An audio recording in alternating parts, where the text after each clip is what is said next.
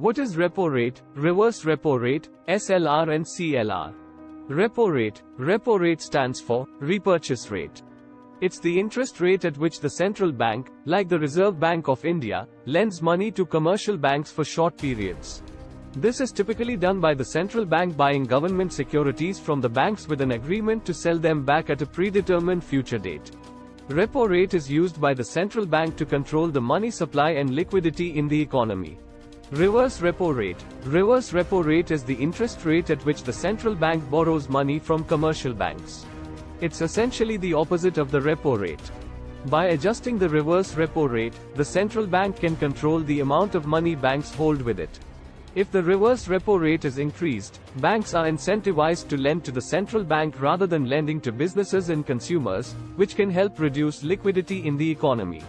SLR, Statutory Liquidity Ratio. SLR is a requirement imposed by central banks on commercial banks, mandating that a certain percentage of their deposits be invested in government securities and other approved securities. This helps ensure that banks have a certain level of safe and liquid assets to maintain stability and meet their obligations.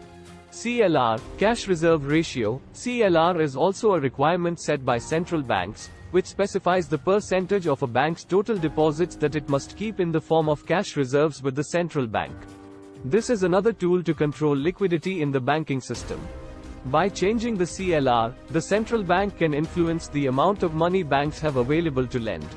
These monetary policy tools are used by central banks to manage inflation, liquidity, and overall economic stability. Different countries might have variations in their terminology and specific rates, but the general concepts remain similar.